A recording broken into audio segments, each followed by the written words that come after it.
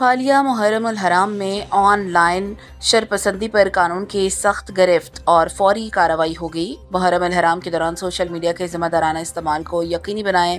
ضلعی پولیس کی جانب سے تمام شہریوں کو ہدایت کی جاتی ہے کہ محرم الحرام کے مقدس ایام میں فرقہ وارانہ ہم آہنگی، امن و امان اور بھائی چارے کے فروغ کے لیے سوشل میڈیا کا ذمہ داری سے استعمال کریں۔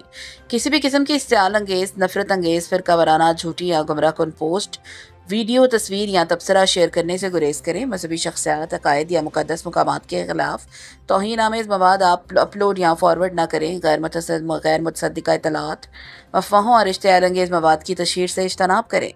امن، رواداری، اتحاد اور بھائی چارے کے پیغامات کو فروغ دیں۔ سوشل میڈیا پر قانون کی خلاف ورزی، نفرت انگیزی یا فرقہ وارانہ انتشار پھیلانے والوں کے خلاف زیرو ٹالرنس پالیسی کے تحت سخت قانونی کارروائی عمل میں لائی جائے گی۔